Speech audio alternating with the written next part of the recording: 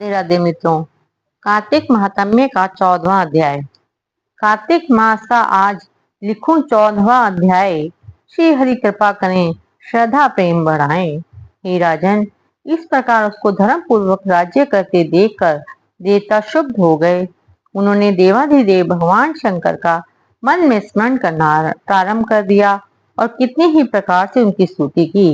तब भक्तों की कामना पूरी करने वाले शंकर जी ने नारद जी को बुलाकर देव कार्य करने की इच्छा से उनको देवपुरी भेजा।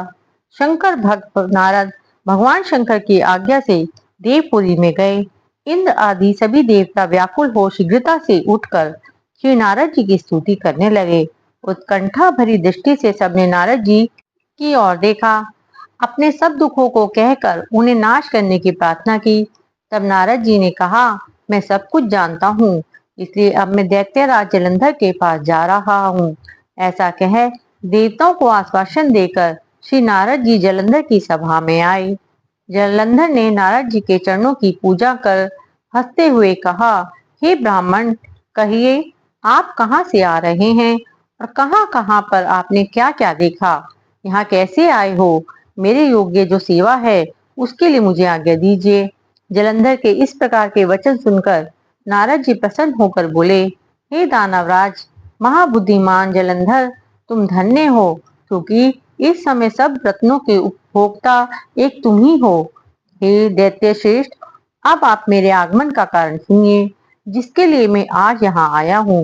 हे दैत्यराज, मैं अपनी इच्छा से कैलाश पर्वत पर गया था, जहाँ 10,000 योजनों में फैला कल्प वृक्ष का वन है।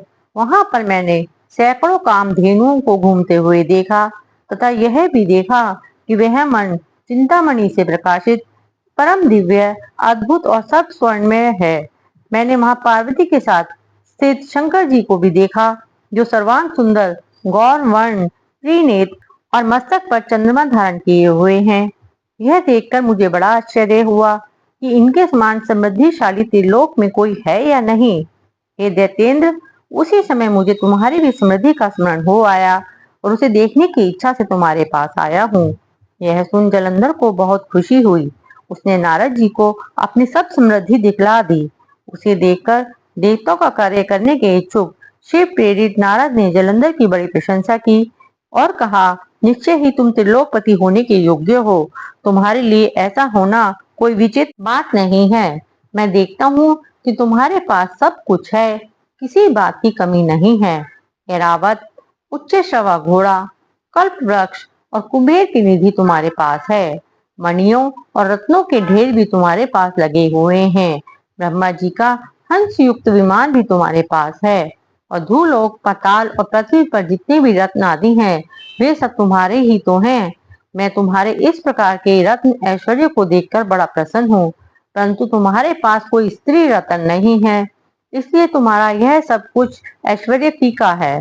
तुम कोई स्त्री रत्न ग्रहण करो। नारद जी के इस प्रकार के वचन सुनकर दैत्य काम से व्याकुल हो गया। उसने नारद जी को प्रणाम करके पूछा कि ऐसी स्त्री कहाँ मिलेगी जो सब रत्नों में श्रेष्ठ हो। यदि ऐसा रत्न कहीं मिले तो मैं उसे अवश्य लाऊंगा। देव ऋषि नारद बोले, ऐसा रत्न तो कैलाश पर्वत पर योगी पुरुष शंकर जी के पास ही है। उनकी सर्वांग सुंदरी पत्नी देवी पार्वती बहुत ही मनोहर है। उसके समान सुंदरी मैंने आज तक नहीं देखी। शंकर से बढ़कर समृद्धिवान दूसरा कोई नहीं है। उनके इस रत्न की सी महिमा तीनों लोकों में कहीं पर भी नहीं है। तभी तो परम विरक्त भगवान शंकर भी उनके वश में हो गए हैं। देव ऋषि नारद उस दैत्य से ऐसा कहकर अन्य कार्य करने की इच्छा से आकाश मार्ग से चले गए। 14वां अध्याय समाप्त।